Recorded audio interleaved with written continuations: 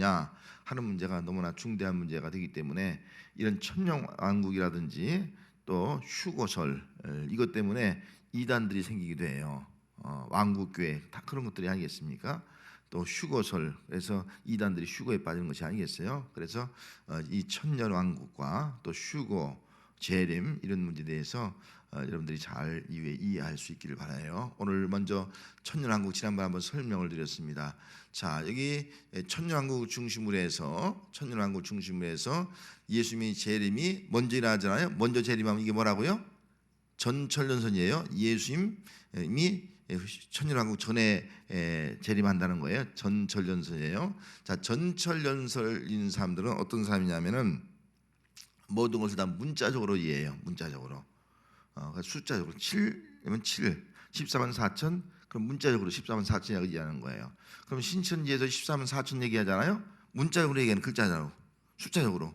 그럼 14만 4천 명만 구원받는다는 거예요. 그럼 지금 그 신천지가 14만 4천이 넘었어요. 그럼 어떡할 거예요, 이게? 이런 문제가 발생하는 거예요. 그러니까 시험을 봐서 통과하는 사람만 뭐 14만 4천 된다. 그런 엉뚱한 얘기를 하고 있는 것을 볼 수가 있는 거예요. 잘못된 신앙으로 갈 수가 있다는 거예요. 그래서 전천년선 중에서는 이 너무나 문자적으로 이해하고 있기 때문에 큰 문제가 될 수가 있다 하는 것을 알 수가 있는 겁니다. 그 다음에 후천년설이 있어요. 후천년설은 언제라고요? 천년왕국 다음에 재림이에요. 그죠? 천년왕국 후에 재림한다는 거예요. 천년왕국이 지난 다음에 예수님이 재림한다. 그러면 천년왕국이 언제냐? 그래서 여기 보면 이 후천년설은 교회사의 파라노라고 그래요. 교회사가 쭉 파나쪽 펼쳐듯이 7교회가 에베소 교회부터 라오디게아 교회까지 쭉 펼쳐지는 거예요. 그래서 쭉 펼쳐지면서 되어진 사건이 그래서 천년왕국이 마지막 부분에 복음이 땅까지 이루어지지 않지 않습니까? 복음이 땅까지 전파되어서 복음으로 온 땅이 하나가 되면서 결국은 천년왕국이 이루어지고 주님 오신다. 그렇게 보고 있는 거예요. 그러니까 여기는 천년왕국이 꼭 문자적인 것만 아니에요. 어떠한 기간을 얘기하지 꼭 문자적으로만 해석을 하고 있지는 않다 하는 것을 여러분들이 이해를 하시면 되겠습니다. 그 다음에 무천년설은 뭐예요? 결국은 천년왕국이 없다는 거예요. 다시 말해서 전천년설이나 후천년설은 이 땅에 천년왕국이 이루어진다라고 하는 그런 견해를 가지고 있다고 하면은 무천년설은 이 땅에 천국이 이루어지지 않는다는 거예요. 영적인 천국이라는 거예요. 영적인 천국. 오늘날로 말하면은 좀 설명된다면은 여러분 구원 받았죠? 여러분 마음속에 심령 천국이 이루어지지 않았어요? 이루어졌지 않습니까? 심령 천국, 마음의 천국이 이루어졌어요. 내 마음에 하나님의 나라가 지고 있는 거예요. 그럼 이 땅이 지금 하나님의 나라가 이루어지고 가고 있어요? 이루어지지 않고 있어요? 이루어져 가고 있지 않습니까? 하나님의 나라가 뭐예요? 통치 개념이에요. 통치. 예수님이 왕으로 통치하는 것이 바로 천국이고 하나님의 나라거든요. 그럼 예수님이 내 마음을 통치하면 내 속에 천국, 마태복음은 천국이라고 하고요. 마태복음 이외에는 다 하나님 나라를 번역해 놨습니다. 그러면 이 천국 하나님의 나라가 우리 마음속에 임했어요. 그리고 하나님 나라가 교회 속에 임한 거예요. 그리고 예수 믿는 사람들이 점점 많아지면 그 속에 하나님의 나라가 임하는 거예요.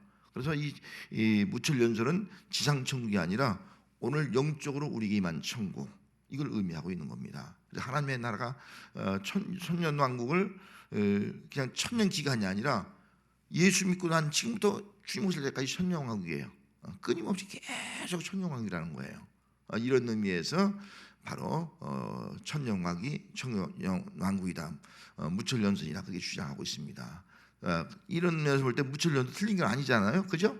이미 하나님의 나라가 임했고요. 이루어지고 있고요. 주님 오실 때 완성되는 거예요. 그런 측면에서 무천년설을 주장을 하고 있다 하는 겁니다. 자, 그러면은 이 천년왕국의 개념을 좀 이해할 수 있겠죠. 전천년선, 후천년선, 무천년설을 이해할 수 있겠죠. 이해가 되죠. 자, 전천년선 뭐라고요? 천년왕국 전에 주님이 재림하는 겁니다. 그러면 천에 재림하면서 이 환란이 있어요. 대환란. 이 환란들을 우리가 다 겪게 되는 거예요. 겪게 된다는 그런 의미를 있고요. 거기에서 역사적 전천년선 또 세대주의적 전천년설인데 이 세대주의적 전천년설은 휴거한다는 거예요. 사상에서 이 좀 이따 설명드리겠는데 대환란 겪기 전에 휴거한다는 거예요. 어떤 사람은 4장에서 휴거하지 않고 또 11장에 가서 휴거한다 그렇게 휴거하는 사람이 있어요. 그래서 환란을 겪지 않는다. 이게 세대주의예요. 그래서 여기에서 종말론자들이 이것 때문에 뭐 어디 휴거한다 해서 막 거기 몰려들고 이런 문제들이 발생하는 것을 알 수가 있어요. 그러나 역사적 전천년자는 환란을 겪는다는 거예요. 환란을 겪고 주님 오실 때에 천류왕국이 이루어진다 그렇게 믿는 겁니다. 그러면은 후천년인 사람들은 뭐예요? 계속 하나님의 나라가 파라마라 흩어져 계속 번성하고 복음이 땅까지 전해지면서 그 가운데서도 역시 환란을 겪는다는 겁니다. 그런 가운데서 환란을 겪는다 하는 것을 또 말을 해주고 있고, 또 무천년서는 우리가 주님 오실 때까지 나름대로 다 환란이 있다는 거예요. 이 땅에, 하늘과 땅에, 우리 사람에게 그런 것들이 말세지말의 징조를 통해서 지금 우리가 그런 환란을 겪고 있지 않습니까? 그런 것들을 통해서 때가 되면은 우리 주님이 재림하게 된다. 그런 의미로 해석을 하고 있습니다. 자, 그러면은 몇 가지 조심할 것이 있습니다. 조심할 것을 제가 말씀을 드리려고 합니다. 먼저 이 세 가지 해석을 했어요. 먼저 역사적 해석 방법, 이건 후천연설이에요. 그다음 미래적 해석 방법, 이것은 전천연설이에요. 상징적 해석 방법, 이건 무천연설이에요. 자, 이 세 가지를 우리가 지금 대략 지금 말씀을 드렸습니다. 자, 그러면은 이 세 가지 중에 어느 것이 옳으냐? 옳은 것이 없어요. 하나를 막 주장하면 그것도 문제가 될 수 있는 거예요. 나는 역사적 전천연설이 믿어. 나는 후천연설을 믿어. 나는 무천연설을 믿어. 그렇게 주장하다 보면은 교인들 가운데도 여러 가지 혼돈이 올 수가 있게 되는 거예요. 여러분 너무 그거 주장하지 마시기 바랍니다. 학자들은 그 주장하는 사람이 있어요. 하나만. 후천연설이 맞는다. 전천연설이 맞는다. 무천연설이 맞는다. 그것 때문에 싸울 수가 있다는 거예요. 학자들 간에도 자기 견해가 옳다고. 우리는 너무 그 견해를 주장하지 말라 하는 겁니다. 그러면서 우리가는 첫째는 성경이 말하는 것만 우리는 안다. 성경에서 이 요한계시록 쭉 이제 펼쳐지는데 성경에서 말씀하는 것만 내가 믿는다. 그렇게 생각하시고요. 그리고 어떤 학설이든 간에 절대로 주장하지 말다. 여러분들 스스로도 주장하지 마세요. 어떤 한 학설에 꽉 얽매이지 말라는 거죠. 나는 무천론주의야. 맞아. 아니야. 전천선이 맞아. 아니야. 세대주의 우리가 중간에 후거해야 돼. 어떻게 환란을 겪고 이렇게 주장하지 말라는 거예요. 그 다음에 한 가지는 어떤 설도 완전한 해답이 없다는 거예요. 어떤 주장도 완전한 해답이 없다는 거예요.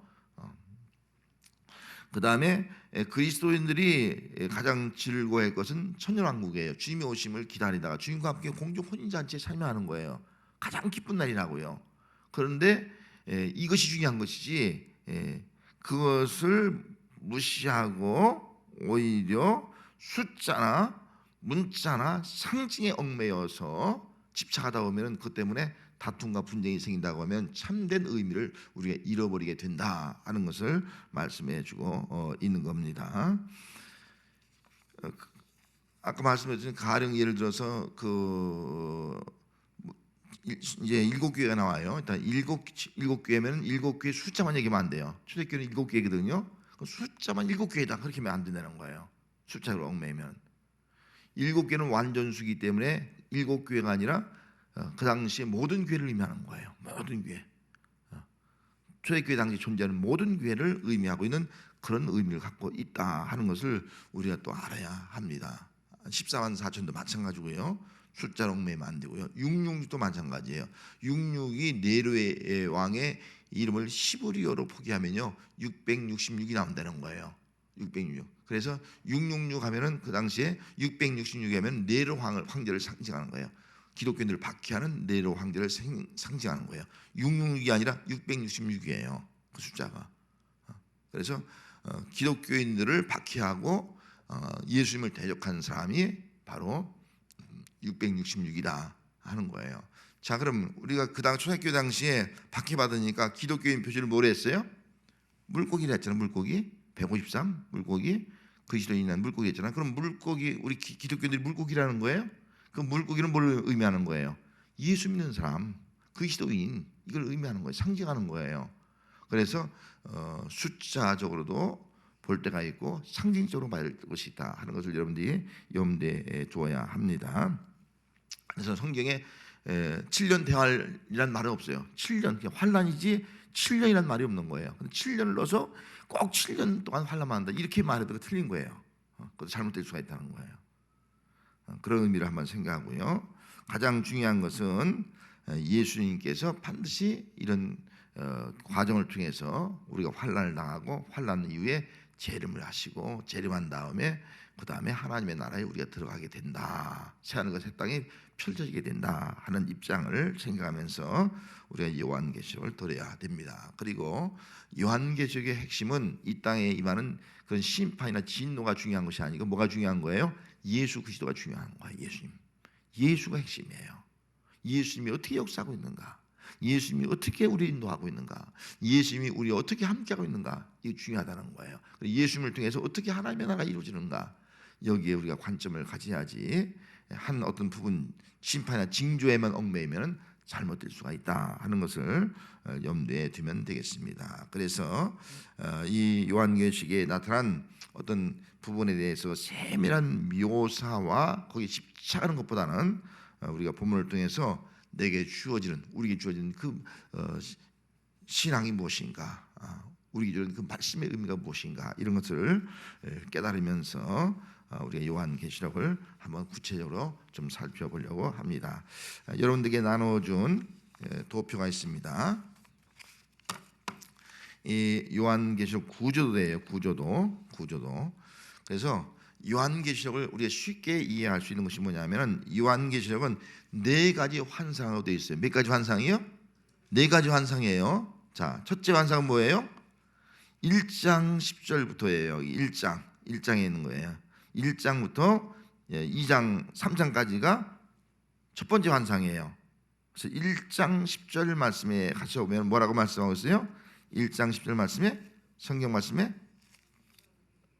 성령에 감동되어 한번 성경을 옆에 펴놓으시고 한번 보면서 좀 하도록 하겠습니다.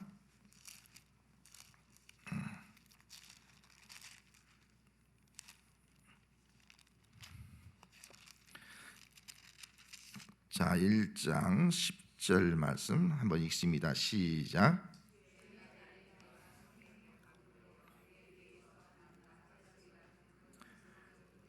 성령이 감동되었다. 첫 번째 감동이에요. 이 첫 번째 감동은 지금 있는 일이에요. 2장부터 3장 내용이 바로 1, 2, 3장 내용이 바로 성령의 감동되어서 보여진 첫 번째 환상이다 하는 겁니다. 자, 두 번째 환상은요. 4장 2절 봅시다. 자, 4장 2절 읽습니다. 시작. 내가 곧 성령에 감동되었더니 보라 하늘에 보좌를 베풀었고 그 보좌 위에 앉으신 이가 있는데, 그래서 두 번째 환상은 하늘 천상을 보는 거예요. 천상 하늘을 보면서 여기 있는 대로 하늘을 보면서 하늘에 소망을 주면서 이 땅의 세상을 심판하는 거예요. 그래서 크게 세 가지 심판이 있어요. 여기 이게 일곱 나팔, 이 일자가 좀 잘못됐네요. 일곱 나팔, 일곱 대접, 이 일곱 가지 환란이 있어요. 일곱 가지 환란, 일곱 가지 환란, 이런 심판을 받습니다. 그것이 바로 두 번째 환상이에요. 두 번째 환상은 하늘의 소망을 보여주면서 천국의 소망을 주면서 하늘 예배죠. 보면서 하나님의 모습을 보여주면서 이 세 가지 인, 나팔, 대접의 심판을 한다. 이 땅을 심판한다 하는 거예요. 먼저 하늘을 보여주는 거예요. 왜? 우리는 다 하늘을 천국에 갈 백성이라는 거예요. 이 땅의 심판을 보여주는 것이 두 번째 환상이 되겠어요. 자, 세 번째 환상은요. 17장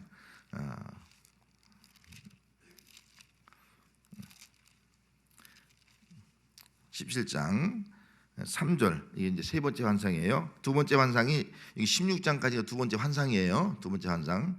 자, 17장 3절 말씀 있습니다. 시작. 성령으로 나를 데리고 광야로 가니라. 내가 보니 여자가 붉은 빛 짐승을 탔는데 그 짐승의 몸 하나님을 모독하는 이름이 가득하고 일곱 머리와 열 뿔을 가졌으며. 그리고 마지막 이 세 번째 환상은요.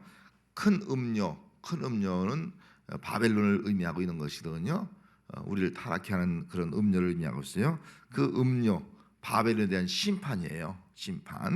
심판이 기록되어 있으면서 결국은 이제는 어린 양의 혼인잔치, 우리가 공중으로 주님을 혼인잔치 주님이 오시는 것을 맞이하면서 이 땅에 19장에서 재림하는 거예요. 19장에서 예수님이 재림하고 그 다음에 천러 왕국이 이루어지게 된다.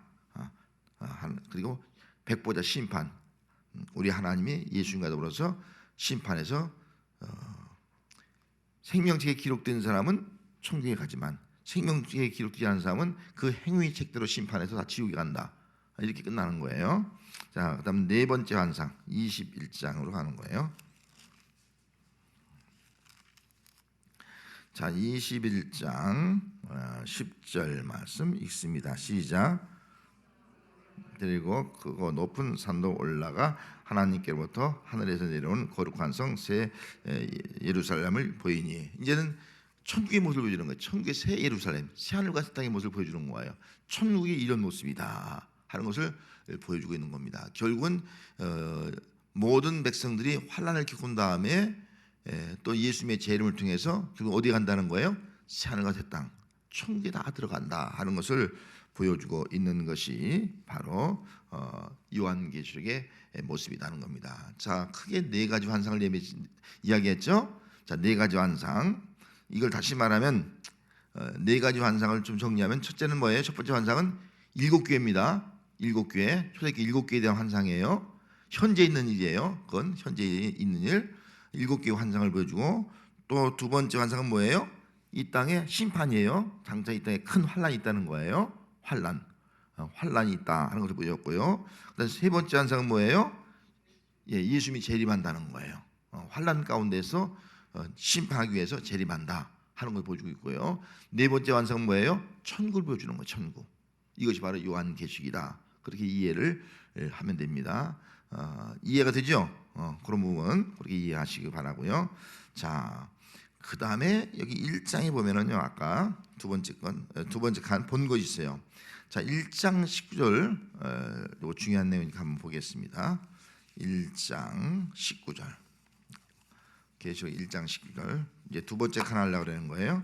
선 다음에 두 번째 칸, 본 것, 지금 있는 일.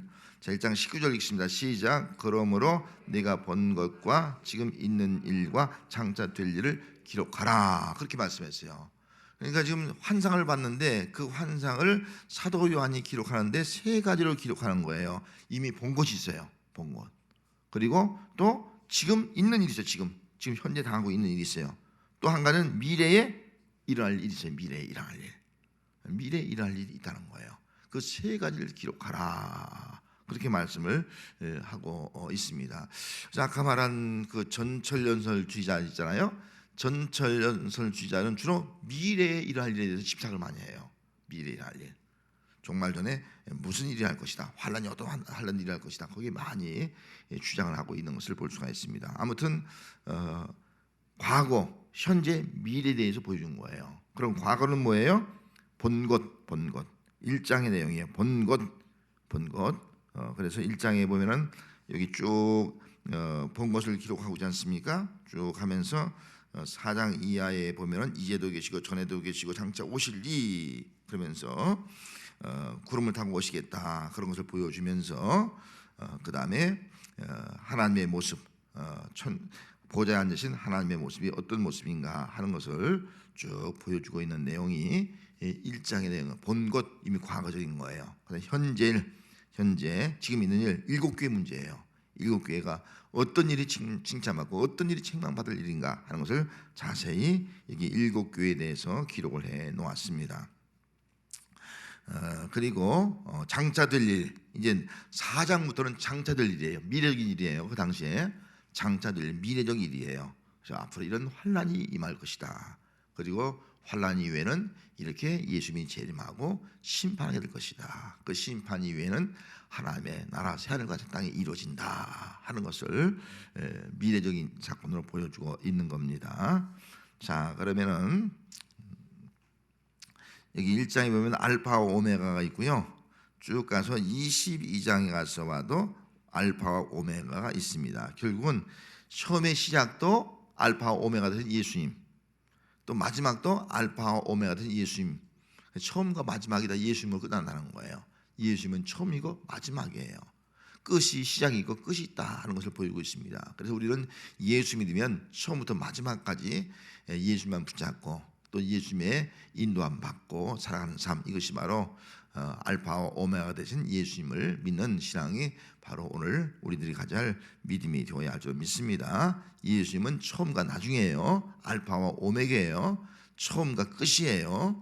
이 주님 바로 우리 주님입니다. 그분이 다 중간 과정을 처음부터 마지막이기 때문에 그 중간 과정을 다 주님이 주장하는 거예요. 예수님이 다 주관하시는 거예요. 어쩌면 우리의 출생과 죽음 있지 않습니까? 출생부터 죽음까지 그 과정을 우리는 다 누가 인도하는 거예요? 예수님이 우리 인도하는 거예요. 이게 우리 신앙이에요. 그러다가 죽으면 어디 가는 거예요? 천국 가는 거예요. 이것이 우리 신앙생활이다. 그렇게 이해를 하면 되겠습니다. 자, 구체적으로 그다음 쭉 있는 그 예수 그리스도 계시요. 자, 먼저 1장의 내용을 보면은 1장 7절 한번 봅시다. 1장 7절 한번 같이 읽을까요? 시작. 볼지어다 그가 구름을 타고 오시리라. 각 사람의 눈이 그를 보겠고 그를 찌른 자들도 볼 것이요 땅에 있는 모든 족속이 그로 말미암아 애국하리라. 그러하리라. 아멘. 우리가 그 예수님께서 어떻게 올라가셨어요? 구름을 타고 올라가셨죠. 구름은 하나의 상징적인 거예요. 구름을 타고 올라가셨는데 그 구름을 타고 다시 우리 주님이 오실 것이다 라고 말씀을 하시게 됩니다. 그리고 그 말씀대로 이후에 천군 천사들과 호련히 하늘로부터 이 땅에 오시게 되는 것, 이것이 바로 이제 종말에 되어질 사건이다라고 볼 수가 있습니다. 그러면서 7교회가 기록되어 있습니다. 자, 7교회 이름이 있습니다. 첫째로 에베소 교회, 서마나 교회, 버가모 교회, 두아디라 교회, 사대 교회, 빌라델 교회, 라오디아 교회, 이 7교회에 대해서 너희들 이렇게 신앙생활을, 앞으로 환란이 올 것이니까, 앞으로 미래적 사건이 이렇게 벌어질 것이니까 늘 이렇게 신앙생활을 하는 것을 지금은 권면하고 때로는 경고하고 칭찬하고 책망을 하고 있는 내용이 되겠습니다. 자, 그 다음에 4장 5장에서는 하늘 예배를 보여주는 거예요. 4장 5장. 자, 여기 한번 4장으로 이렇게 가서 보면은, 자, 3장까지는 7교회에 대해서 말씀하고 있습니다. 자, 7교회에서 말씀하고 있고, 그러면 4장 딱 피면은 큰 제목 뭐라고 써 있어요? 하늘 예배라고 써 있죠. 하늘의 예배를 보여주는 거, 하늘 예배. 그래서 환상을 보면서 하늘 예배를 쭉 기록하고 있어요. 그러면서 여기 이제 6장에 보면은 뭐가 있다고요? 일곱인에 대해서 심판이에요. 일곱이 있는데 일곱인은 진노의 큰 날이라고 그랬어요. 진노의 큰 날, 진노의 큰 날이다. 그래서 이 땅에 있는 모든 것들의 4분의 1이 심판을 받게 됩니다. 4분의 1. 그 다음에 7장에 가서 보면은 삽입구절이라고 해서 14만 4천의 모습, 천상에서 예배하는 모습을 또 보여줘요. 하늘에서 예배하는 모습을 또 보여주는 거예요. 14만 4천의 모습. 그 다음에 8장 9절에 가서 보면은 7 나팔이 불면서 재앙이 임해요. 화화화 하더라 하는 재앙이 쭉 임하고요. 그 다음에 10장에 가서 보면은 세상 나라가 이제는 그리스도의 나라가 돼. 이 땅에 심판받고 그리스도의 나라가 되는 거예요. 그리고 12장에 가서 보면은 하늘의 전쟁이 일어나요. 하늘의 전쟁이 일어나서 결국은 하늘 전쟁이 승리해요. 어린 양이 승리해서 그 용 마귀 사탄이죠. 이 쫓겨나요. 세상을 쫓겨나는 거예요. 세상이 쫓겨나서 이 땅에 있는 사람들을 괴롭히는 거예요. 그게 그당 뭐 일반적으로 말하기를 짐승을 경배한다. 뭐 666이 있다는 말 그런 말 하지 않습니까? 666이 뭐냐? 그렇게 말하고 있지 않습니까? 본래는 666이에요. 그대로 읽으면. 그래서 660에 의해서 어떤 짐승에 의해서 우리가 박해를 받고 또 뭐 입맞지 않으면은 상거래도 못 하게 된다. 뭐 그런 말들을 하고 있지 않습니까? 그래서 그런 일들이 이제 12장, 13장에서 벌어지고 있어요. 그러면서도 또 14장에서는 14만 4천 그런 가운데서 또 천국의 모습을 보여주는 거예요. 하나님 앞에 노래하고 있는 그런 14만 4천의 모습을 보여주고 있는 거예요. 그 다음에 7 대접이 또 일어나요. 7 대접은요 마지막 재앙이에요. 그래서 이 땅이 완전히 심판받아요. 이 세상이 완전히 심판받는 거예요. 그래서 영적으로는 큰 음료 바벨론이 다 멸망당해요. 영적으로도 다 멸망당하고, 그리고 공중에서 우리 주님이 재림해서 이 땅에 천년왕국이 이루어지게 된다. 새하늘과 새 땅이 이루어진다. 천년왕국이 이루면서 하나님의 심판이 일어나서 아까 말한 대로 행위책에 기록된 사람은 지옥, 생명책 어린 양의 생명책에 기록된 사람은 천국으로 가게 되는 거예요. 완전한 천국, 새하늘과 새 땅으로 들어가게 된다 하는 내용으로 그렇게 전개를 되고 있습니다. 자, 이 내용을 볼 때 이게 쉽게 이해하기 위해서는 색상을 쳐놓은 거 있잖아요. 7장하고 10장에서 14장까지 내용 있잖아요. 요거는 삽입시킨 거예요.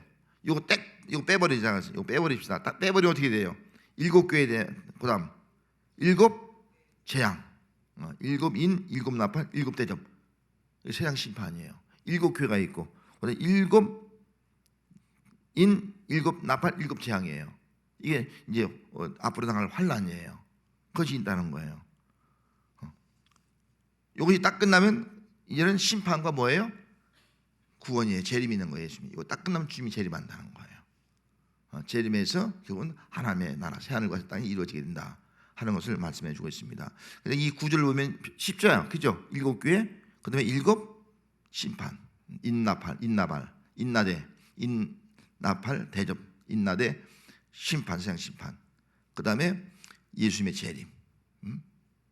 그다음에 백보자 심판에서 천국과 지옥 가는 거예요. 그다음에 새하늘과 새 땅이 이루어진다. 이것이 요한계시록의 전체 핵심이에요. 그런데 환란이 너무 힘들어. 환란을 당하기 힘드니까 환란 가운데 뭘 보여주는 거예요? 삽입시켜서 14만 4천의 모습을 보여주었고요. 또 세상 나라가 그리스도의 나라, 이 땅에 그리스도의 나라가 이루어지는 것이 보여주었고요. 하늘 전쟁, 영적 하늘 전쟁에서 승리하게 되는 모습을 보여주는 거예요. 그래서 14만 4천의 모습을 또 보여주는 거예요. 믿음을 가지고 인내하라. 그럼 우리는 다 승리하고 24만 4천, 단순히 숫자를 의미하는 것이 아니에요. 나중에 공부하지만 예수 믿는 모든 무리를 의미하는 거예요. 어린 양의 피에 죄수함 받고 구원받은 모든 성도를 의미하는 거예요. 그 사람이 다 승리하게 되고 또 천상의 예배를 우리가 드리게 될 것이다. 믿음의 소망을 주고 있는 거예요. 그런 소망 가운데 살아가는 그런 믿음, 이것이 우리 믿음이라는 거예요. 환난과 박해가 있어요. 큰 어려움들이 많아요. 하지만 이 소망 가운데 살아가다가 주님 오실 때 주님 맞이하면 우리는 그 주님 믿는 믿음 때문에 우리 이름이 어린 양의 생명에 기록되어 있기 때문에 우리는 심판받지 아니하고 영원한 천국에 들어가는 그런 귀한 은혜가 우리에게 임하게 되는 줄로 믿습니다. 자, 이제 휴거 문제를 좀 얘기하겠어요. 휴거. 그래서 휴거를 주장하는 사람들이 있어요. 아까 휴거 주장하는 사람은 누구라고요? 전철연설을 믿는 사람이에요. 전철연 믿는 사람은 어떤 전철연설이요? 세대주의적 전철론자들, 이런 사람이 휴거를 이제 주장을 많이 해요. 특별히 휴거를. 그러면 언제 휴거하느냐가 중요한 것이 아니겠습니까? 근데 휴거를 언제 하냐에 따라서 굉장히 주장하는 것들이 달라져요. 그럼 그들이 휴거를 말하는 그 근거가 어디에 있느냐는 걸 한번 찾아볼게요. 먼저 여기 4장에 가서 보면은 아까 말씀대로 내가 보니 뭐가 열렸어요? 하늘 문이 열리는 거예요. 하늘 문이 열리면서 뭐라고 했어요? 그 음성이 이르되 이리로 올라오라. 이리로 올라오라. 그렇게 음성이 들려요. 그래서 휴거를 주장한 사람은 이 4장 휴거를 주장한 사람은 이때 올라간다는 거예요. 이리 올라오라. 그래서 예수 믿는 사람들 이때 다 하늘로 다 휴거한다. 그런 거예요. 자, 그럼 여기 있는 대로 4장에서 휴거하면 어때요? 여기 인나 대접 심판 받아야 안 받아요? 안 받죠, 그죠? 휴거하니까 안 받는 거예요. 이거 하나도 안 받는 거예요. 그러니까 여기 좋아하는 사람도 있죠. 이거 환난 안 받는 게 좋지 뭐. 저도 좋아요. 좋아요. 그런데 성경은 꼭 그렇지 않아요. 환난을 겪어야 하나님 나라에 들어갈 수 있다고 그렇게 말씀을 하고 있지 않습니까? 그래서 어떤 사람들은 4장 휴거를 주장하는 사람이 있어요. 그러나 우리는 꼭 그렇게 믿을 필요는 없어요. 이게 주장뿐이에요. 자, 그 다음에 또 한 가지는 7장 휴거설이에요. 7장 넘어가서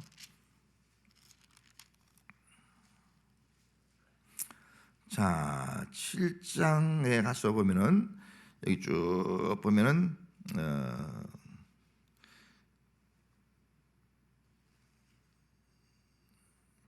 이제 여기 쭉 보면서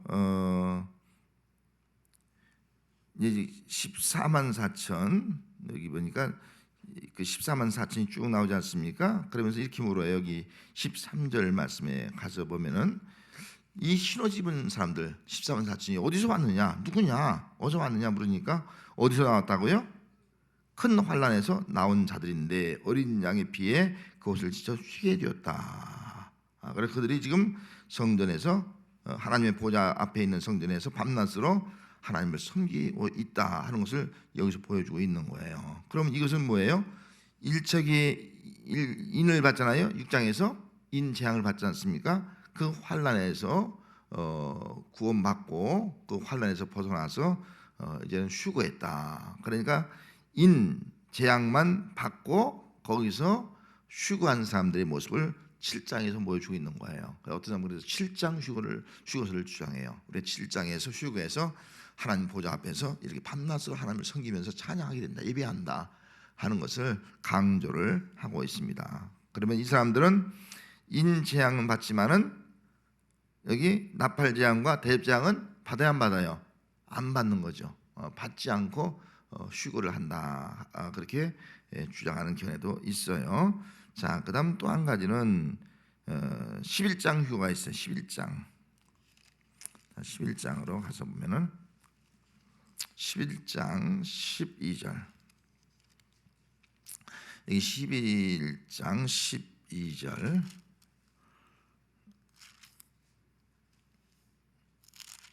자, 11장 12절 한번 읽습니다. 시작.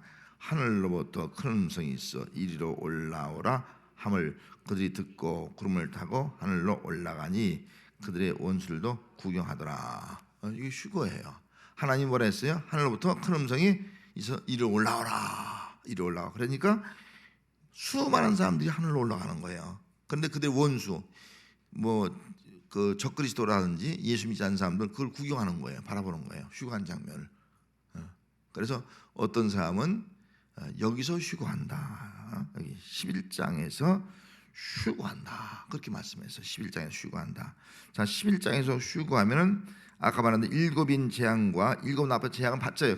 그죠? 이 환란 받는 거예요. 받지만은 그 다음에 여기 마지막 장 일곱 대접 재앙은 받지 않아요. 이 일곱 대장은 완전히 멸망시키는 재앙이거든요. 완전히 마지막 재앙이거든요. 전체를 심판하는 재앙이에요. 이 재앙은 받지 않는다. 공중으로 휴거 들림 받는다. 그렇게 말해요. 자, 여기서 들림 받는데 중요한 것은 그 뒤에 가서 쭉 보면은 이 땅에 아직 남아 있는 사람이 있어요. 누가 남아 있을까요? 예수 안 믿는 사람들 남아 있는 거예요. 예수 안 믿는 사람들. 예수 믿지 않는 사람들은 이 무서운 심판, 대접 심판을 받게 됩니다. 받게 되고 그래도 받으면서도 결국은 회개하지 않기 때문에 결국은 심판을 완전히 심판받고 멸망을 받게 되는 경우가 있고요. 어떤 사람도 주장하기를 동시에 동영상 사건으로 동시에 일어난 사건이기 때문에 예수 믿는 사람들 가운데도 들림 받지 못하고 있다가 나중에 회개하고 나중에 이제 구원받는 주님 오실 때 구원받는 그런 사람도 있다라고 주장을 하고 있는 사람이 있어요. 여러분 마태복음에 보면 어때요?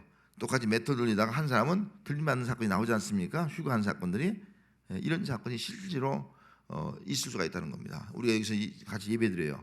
근데 정말 어떤 사람은 휴거해요. 똑같이 예배드리다가 왜냐면 그런데 여러분들은 휴거하고 담임 목사는 휴거 못할 수 있어요. 왜? 사람 보기에는 믿음 있는 것 같은데 속으로는 믿음이 없는 거예요. 가짜예요. 그러다 휴거 못하는 거예요. 껍데기 신앙은 휴거 못하는 거예요. 여기서 봐도 정말 예수 믿는 사람은 휴거하지만 껍데기야, 형식적이야 완전히. 그럼 그 사람은 휴거 못하는 거예요. 저도 우리 장로님도 껍데기 신앙이면 휴거 못할 수도 있는 거예요. 똑같이 맷돌리다가 한 여인은 휴거하고 한 사람은 그만이 똑같이 예배드리고 한 사람은 휴거하고 한 사람은 여기 남아 있는 거예요. 부부지간도 그럴 수 있어요. 저는 올라가고 우리 집사람 남아 있고 말이죠. 할렐루야. 이게 곤란하네. 그 할렐루야가 아닌데 이건 같이 올라가야 되는데 이게 그럴 수 있다는 거죠. 마태복음에 그렇게 얘기하고 있으니까 하여튼 휴거가 그런 면에서 또 있다. 휴거를 완전히 부정할 수는 없어. 이런 걸 볼 때 부정할 수 없다는 거예요. 그래서 하여튼 휴거가 이렇게 주장한 사람들이 4장 휴거, 7장 휴거, 또 11장 휴거를 주장을 하고 있는 사람들이 있다 하는 걸 보여주고 있는 거예요. 자, 만약 휴거했어요. 휴거하면 이 땅에는 이제 요 만약 11장에서 휴거했어요. 휴거했으면은 하늘로 휴거했으니까 이 땅에는 마지막 재앙, 이 세상을 심판하는 자, 이 땅의 심판을 다 심판하는 거다. 무너지는 거다. 여긴 대로 7 재앙은 4분의 1만 심판받습니다. 그 다음에 7 나팔은 3분의 1이 또 심판받아요. 3분의 1이 무너지는 거예요. 이 땅에 심판이 임하는 거예요. 그리고 7 대접은 완전 심판이 완전 다 무너지는 거예요. 그런데 예수 믿는 사람들은 휴거한 사람은 이 심판을 받지 않는다는 거예요. 11장 휴거한 사람은 이걸 받지 않는다는 거예요. 그래서 우리는 어디에 휴가하는지 몰라요. 저도 어디에 휴가하는지 몰라요. 성경에 나오고 있으니까. 그래서 어떤 사람들은 야, 이왕이면 4장에서 휴가하면 좋겠다. 아무런 고난도 안 받고 아무런 환난도 안 받고 그냥 4장에 휴가하면 좋겠다. 속으로 거기 찬송하는 사람이 있을지 모르겠어요. 그래도 환난을 겪어야 한다 그러니까 7인 환난을 겪고 7장에서 휴건해야지. 그래도 환난 쪽에서 겪어야지. 그래 우리가 좀 예수 믿는 사람이지. 어떻게 환난도 안 겪고. 왜냐면 이 당시에 기독교 이 당시에 이제 그 사도 요한이 기록할 때 지금 이스라엘 백성 그 교회가 지금 박해를 받고 있는 현장이 아니겠어요? 고난의 현장이 있다고요. 고난에. 그런 고난 가운데 놓여 있는 것을 우리가 알 수가 있습니다. 그래서 이런 고난 받는 모습에서 이 환상을 보여주는 거기 때문에 우리가 환난을 겪는 것은 당연하다는 거예요. 이 땅에 사는 동안. 그래서 그렇게 주장하는 사람이 있고, 또 어떤 사람은 그래도 7장 나팔 과정은 거쳐야 되지 않느냐. 마지막 무서운 심판은 벗어난다 할지라도 그래도 우리가 11장에서는 휴거해야 되지 않느냐. 그래도 환난을 좀 겪는 것이 아니냐. 그렇게 주장을 하는 사람이 있어요. 우리가 어느 때 휴거해도 상관없어요. 아니면 이 휴거가 없고 우리 주님이 재림할 때 19장에 재림할 때 그때 휴거할 수 있어요. 재림할 때 휴거해서 주님을 맞이하고 다시 이 땅에 천년왕국이 이뤄질 수도 있는 거예요. 어떤 것이 우리에게 이룰지는 저도 몰라요. 그래서 여러분들 어디에 되든 간에 그냥 믿음으로 받아들이고 미리 고민할 필요가 없어요. 난 4장에 휴가하면 좋겠다. 이거 11장에 가서 휴가하면 어떡하지? 막 그렇게 고민할 거 없어요. 하나님이 우리에게 언제 주님이 재림할지 모르니까 재림하면 그때 가서 맞이하면 되는 거예요. 환난 겪으면 환난도 우리가 겪으면 되는 거예요. 왜? 환난 가운데 하나님이 역사하는 것이기 때문에. 자, 그 다음에 그다음 절 밑에 보겠습니다. 시간 다 됐네요. 오늘 요 정도 하고요. 다음 주에 회개, 이기는 자, 복, 찬양 그 밑에 부분을 좀 설명을 하도록 하겠습니다. 왜냐하면은 여러분 회개가 너무 중요한 거예요. 회개하라. 천국에 갔다 회개하라. 예수님도 외치고 세례원도 외쳤잖아요. 여러분 회개해서 죄가 있어서 망해, 회개하지 않아서 망해. 예? 회개하지 않아서 망하는 거예요. 회개하지 않아서 심판받는 거예요. 죄 때문에. 우리 다 죄인이에요. 회개가 중요한 거예요. 그래서 이런 환난이 있지만은 너희들 회개하라. 오늘 우리 그리스도인은 회개해야 돼요. 또 한 가지는요, 이기는 자가 된다. 이기는 강자. 우리는 결국 이긴다는 거예요. 믿습니까? 예? 우리 마지막까지 이깁니다. 우리는 어떤 환난이 있고 어떤 적그리스도가 있어도 이깁니다. 이걸 보여주고 있는 거예요. 이긴다. 예수님이 부활함으로 사망 권세 다 깨뜨려 승리한 주님이 우리와 함께 우리를 이기게 한다. 이 믿음 갖게 하는 거예요. 그 다음에는 복이에요. 우리 예수 믿는 사람들은 결국 뭐예요? 복 받기 위한 거예요. 우리 심판받고 저주받도록 해서 이 요한계시록 기록해 놓은 것이 아니에요. 우리 다 복 받도록 해서 지금 요한계시록을 기록해 놓은 거예요. 그러니까 뭐 환난을 받아서 우리 저주받는 것이 아닌가 그렇게 생각할 것이 없어요. 우리 다 복 받는 존재예요. 복을 주기 위해서 한 거예요. 그 다음 마지막은요, 찬양이에요. 우리 믿는 자들은 결국은 하나님을 찬양하도록 하기 위해서 이런 과정을 겪게 한다 하는 걸 생각하면서 이런 환난이 있다고 해서 그거 두려워할 필요가 없다는 거예요. 그래서 나머지 부분은 이제 다음 주에 하도록 하겠습니다.